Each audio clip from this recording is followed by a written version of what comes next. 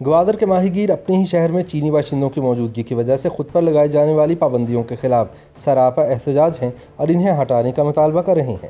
بتایا گیا ہے کہ گوادر شہر کی مقامی انتظامیہ نے حال ہی میں ماہی گیروں کے سمندر جانے کے لیے مخصوص اوقات مقرر کر دیے ہیں۔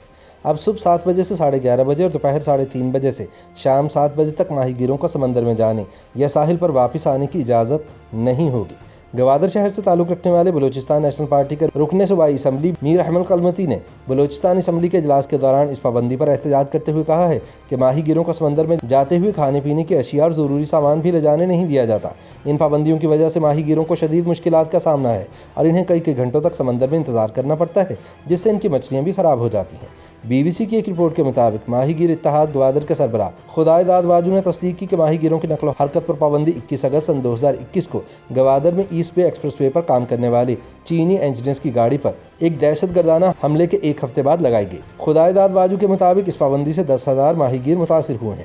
اس سے پہلے حکومت کی جانب سے بندرگاہ سمیت گوادر کے اس حصے کو آہنی باڑ لگا کر محفوظ بنانے کا منصوبہ بنایا گیا تھا، جہاں اہم سرکاری عمارات واقع ہیں، لیکن شدید تنقید کے بعد حکومت نے رواں سال مارچ میں اس منصوبے پر کام روک دیا تھا۔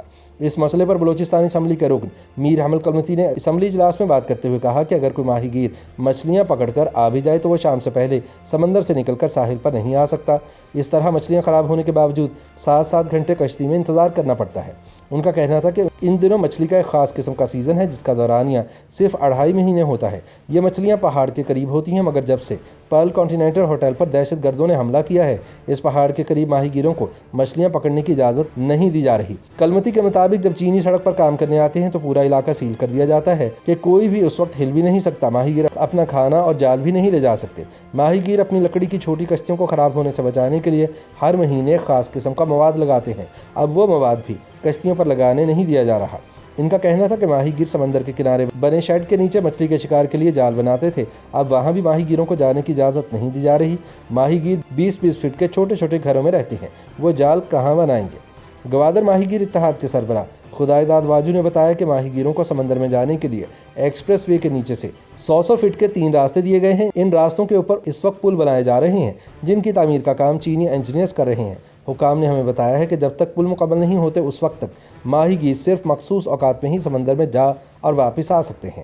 انہوں نے بتایا کہ ماہی گیروں کو صبح 7 بجے سے 11 بجے اور دوپہر 3:30 بجے سے شام 7 بجے تک سمندر میں جانے یا سمندر سے واپس ساحل کی طرف آنے کی اجازت نہیں دی جاتی، کیونکہ ان اوقات میں چینی انجینئرز تعمیراتی سائٹ پر کام کر رہے ہوتے ہیں۔ ان کا کہنا تھا کہ گوادر کے اس حصے سے 2000 کشتیاں گزرتی ہیں، ہر کشتی میں 5 سے 6,000 ماہی گیر ہوتے ہیں۔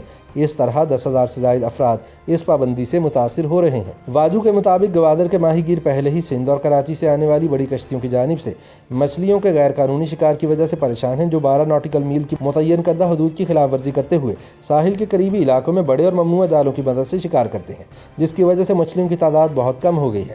ان کا کہنا تھا کہ صبح سمندر میں جانے سے پہلے ماہی گیر کی ساحل پر انٹری ہوتی ہے، ان کے شناختی کارڈ، لائسنس اور کوائف کی جانچ پڑتال کی جاتی ہے۔ واپسی پر بھی ایسا ہی ہوتا ہے۔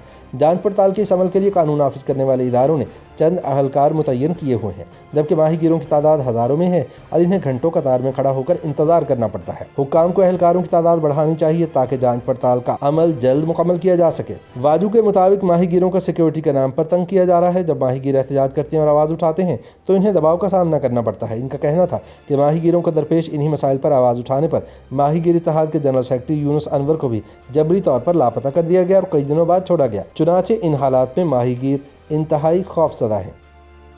YouTube پر گوگلی نیوز دیکھنے کے لیے youtube.com کی سرچ بار میں googly news T V type کریں۔ گوگلی نیوز کے پیج پر سرخ رنگ کے سبسکرپشن والے بٹن پر کلک کرنا نہ بھولیے۔ YouTube پیج پر اپلوڈ ہونے والی ویڈیوز سے باخبر رہنے کے لیے بیل آئیکن پر کلک کیجیے۔ آپ کو ہر نئی ویڈیو کے بارے میں نوٹیفیکیشن موصول ہو جائے گا۔